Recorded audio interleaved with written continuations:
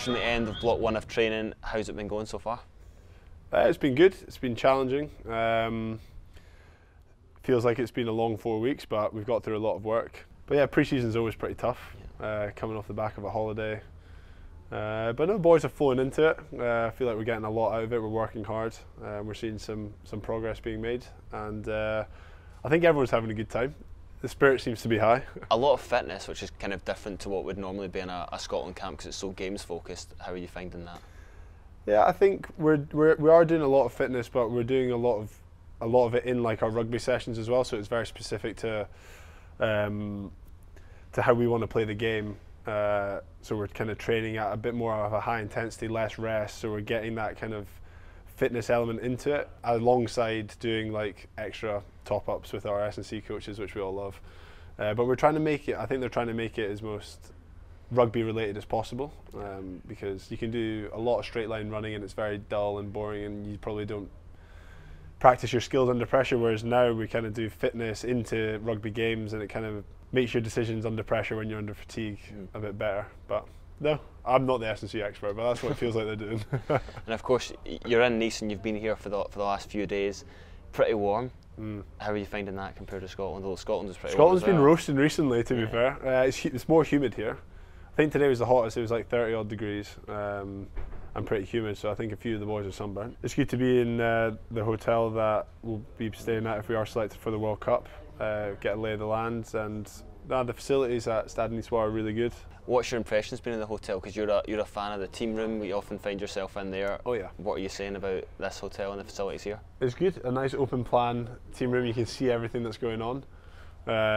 Nice chilling areas, there's a good pool, so no, I think it's a really nice hotel. I've got my own balcony in my room, so I can sit out, suntan if I want to. What have you been doing away from the training pitch? Have you had much time for that? Because the days have been quite long. We had a day off on Sunday, and a few of us went to play golf at a course about 10 minutes down the road. It was a 9-holer. Yeah. Rented the clubs, which doesn't make that big a difference to me, but the boys who are low handicappers were complaining. Right. But it was a good day out. We're obviously in the World Cup training camp, but the tournament itself seems quite far away. Have you given it much thought yet? No, I don't think so. It's so far away. Like, our pre-season games are still miles away. I think everyone's just kind of focused on getting themselves in a really good physical shape and laying a really good foundation to go into block 2 and the games when they come up. 66. Yeah, I got those hops, bro. Me personally, I've not thought about the games. I was saying to a few of the boys, it's quite nice at when it gets to the tail end of the week, not having the pressure of a game at the weekend.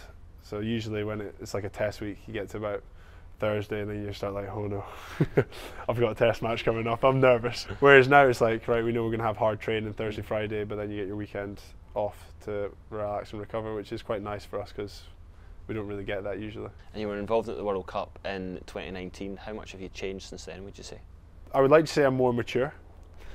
Really? Yeah, I would think so. A bit more mature, got more experience. I kind of understand what a big tournament is like how much effort has to go into it, how much preparation has to go into it, and it's kind of similar to Six Nations, like the biggest tournaments that are going on in rugby.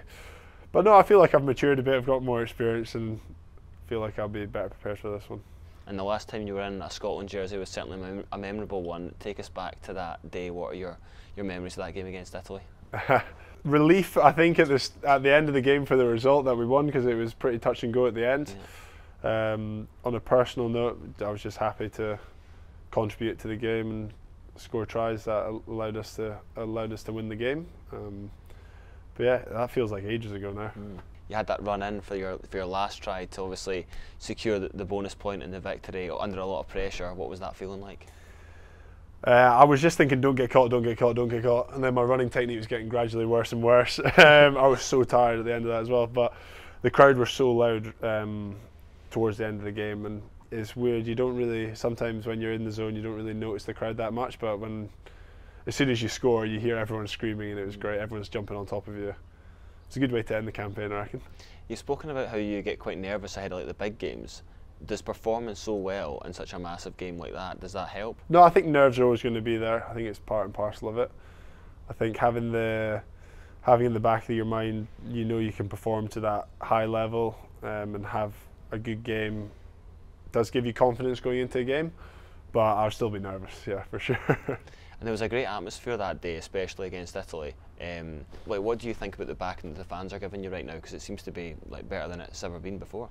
No, I feel like the fans are getting behind us a lot right now. We had a pretty successful Six Nations in certain parts of it. We played some really good rugby. We won some big games, and we've always had the fans at our back. But when we put in good performances and we showed the fans how much we care playing for Scotland and representing them, I think they feed off that and they come down to our games. There's loads of times where they're down a couple hours before kick-off cheering the bus in, which when we're getting the bus into Murrayfield and you see all the fans standing there a couple of hours before kick-off, it's really incredible. So we know that they're right behind us. It's a massive privilege for us to try and represent them. There must be quite a lot of confidence in the group right now following the Six Nations. How much does that help? Yeah, I think so. I think boys are confident. I think we've always been confident in our ability to perform well. I think over the last year, like, we've had a lot of big wins and we pushed, like, I think we beat England, we pushed New Zealand pretty close. I think performances like that give the boys a lot of confidence that we can go out and beat anyone in the world. So yeah, I think it does help having a little bit of wind in your sails, but yeah, it's exciting times really.